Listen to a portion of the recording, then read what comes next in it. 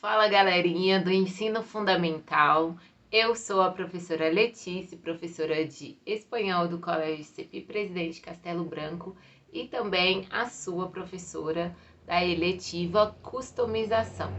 E hoje falaremos um pouquinho sobre a desconstrução do padrão de beleza. Vamos lá? A gente ouviu muito falar sobre como o padrão de beleza oprime a gente, como a gente está sempre tentando se libertar dessa opressão, que é uma coisa imposta pela sociedade como um padrão de beleza inalcançável e que só serve para frustrar. Mas você sabe de onde veio esse padrão de beleza? Você sabe o que esse padrão de beleza significa? O que é que ele representa para a nossa sociedade e da onde ele veio e por que a gente tem um padrão de beleza? Então senta que lá vem a história. Buscar beleza nas coisas é uma coisa que o nosso cérebro humano é programado para fazer. E, em partes, é o que faz de nós humanos, certinho? É comprovado cientificamente que a cidade onde você mora, bonita, influencia muito na sua felicidade. Você sabia? Tem até alguns estudos que demonstram que alguns hospitais muito bem decorados, bonitos, com cores alegres e tal, os pacientes precisavam de menos remédio para dor e eram liberados em média 2 dias mais cedo. Isso nas pesquisas, certo? Do que naqueles hospitais, que era aquele hospital das paredes brancas, sem cor, sem amor. Enxergar a beleza das coisas ajuda a gente a sobreviver na natureza desde antigamente, certo?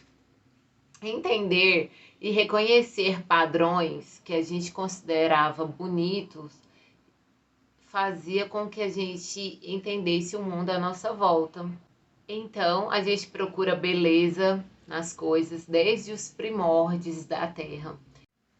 O nosso cérebro é realmente programado para visualizar coisas bonitas e simétricas. O padrão de beleza, ele muda de acordo com as nossas prioridades. E quando eu digo prioridade, geralmente isso quer dizer riqueza e ostentação, claro.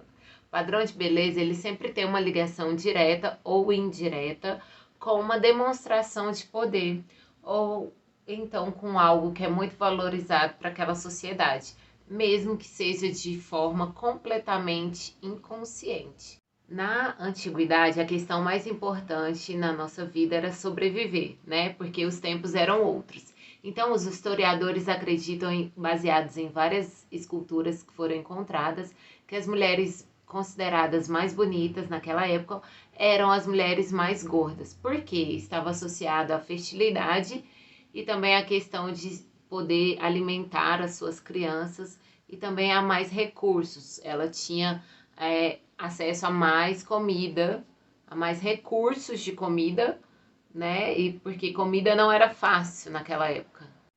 Tinha também outra questão relacionada ao cabelo, que era a questão do cabelo solto, só era possível para as mulheres solteiras. As mulheres casadas tinham que prender o cabelo, né? Ou usar um lenço para esconder, que era para não tentar os homens, né? Prefiro nem comentar sobre isso. Mas enfim, não podia usar joia, não podia passar maquiagem, não podia tentar parecer bonita de nenhuma forma, porque era pecado. Vaidade nem pensar. Mas aí depois chegou o Renascimento e com ele os artistas, os pensadores da época começaram a se rebelar contra esses ideais da igreja e esses padrões de beleza. E aí a gente começou a ter padrões de belezas mais bem definidos. E aí de novo começar a ter um novo momento da história, assim como, por exemplo, na Revolução Industrial. Ser gordo era status. Então não era pela representação de poder e também pela questão da comida ser muito cara e escassa. Então, se você era gorda, você significava que tinha muito dinheiro. Então, comida era sim um problema e ser gordo era um status. Outra curiosidade, se você mostrasse o seu ombro ou tornozelo, você era considerada uma mulher muito promíscua, né? Uma mulher vulgar. Já no século XX, foi a época dos cabelos curtos, dos cortes mais masculinos. Coco Chanel inovou com saias na altura do joelho e também as roupas não poderiam ter marcação, então eram retas, sem curvas e sem marcar a cintura. Nada de acinturar e nada do tipo, certo? Já na Ásia, um dos padrões de beleza é você ser branca. Mas assim, o mais branco que der, o mais branco possível. Não pode ser nem um pouquinho bronzeada. E isso é uma herança da sociedade agrícola de muito tempo atrás, que no caso era uma época que se você não era bronzeado, você fazia parte da elite, né? Então você não trabalhava nas lavouras, na agricultura, de um modo geral.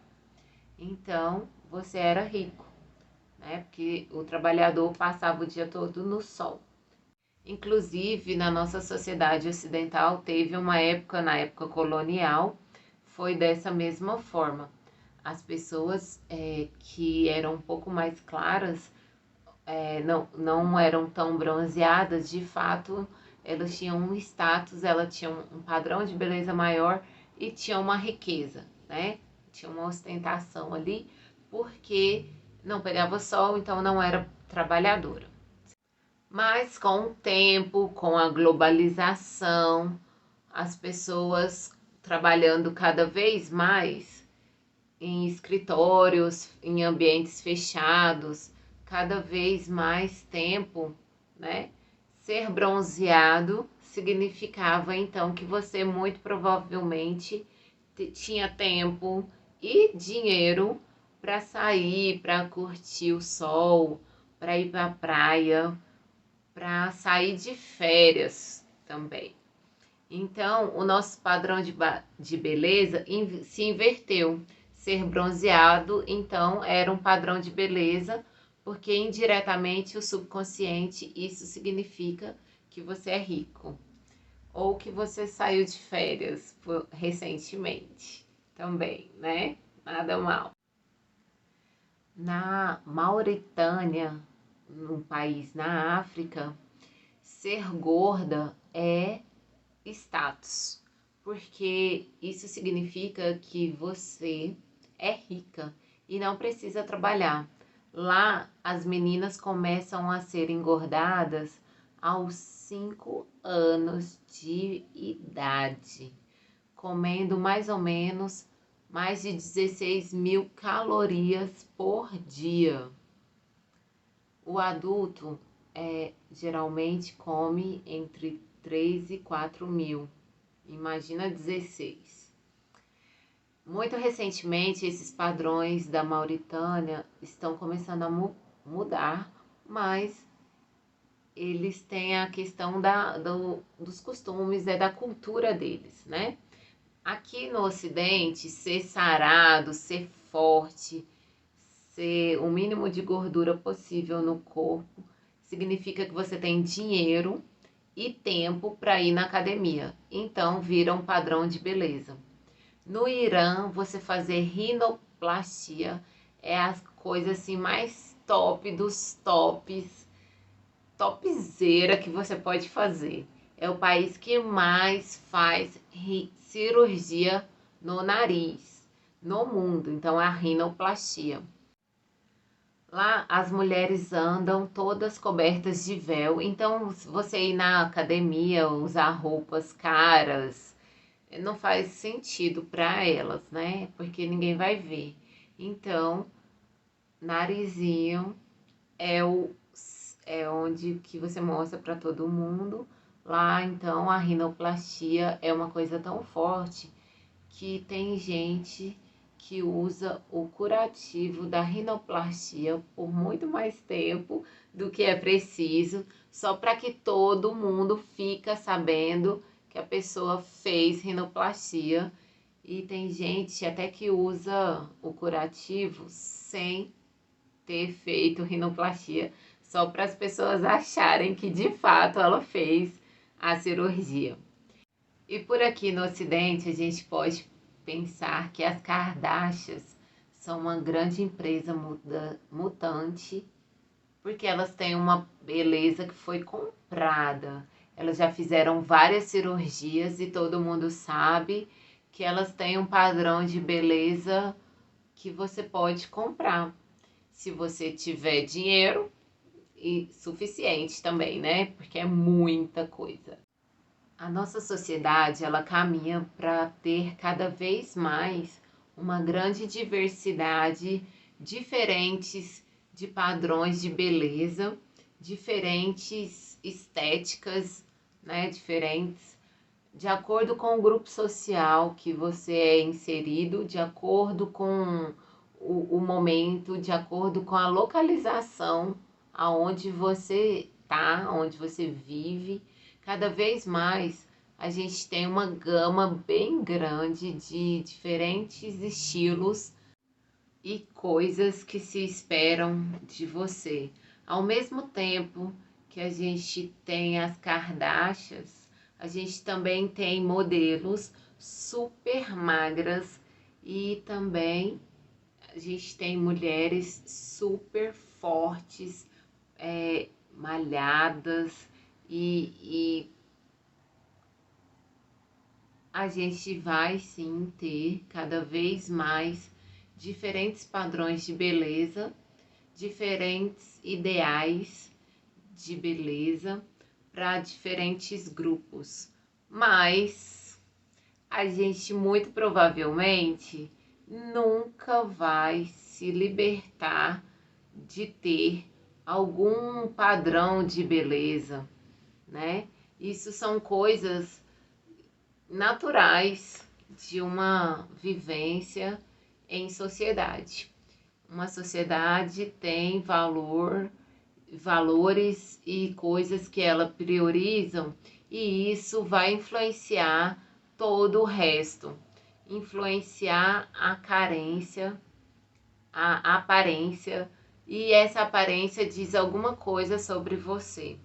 Mas se você sabe como esses padrões de beleza funcionam, se você entende que isso não define quem você é, não define o seu caráter e que a sua imagem é uma coisa que você pode escolher, você pode brincar, você pode se divertir e pode ser uma representação do que você é, da sua personalidade, mas que ele não te define. Para mim, eu acho que é muito importante que a gente entenda como as coisas funcionam para assim a gente conseguir trabalhar com elas, certo? Nem que seja para desconstruí-las, né? Qualquer coisa que você for fazer, você tem que entender como que elas funcionam de fato. E aí você pode criar o seu padrão de beleza e você vai saber também o que ele significa para você. Então, não se esqueça disso.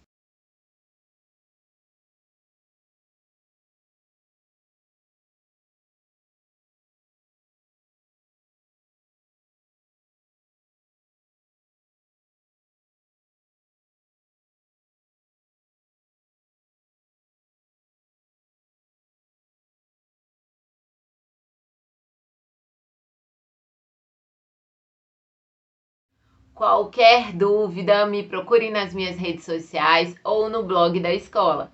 É isso aí, um forte abraço e até mais!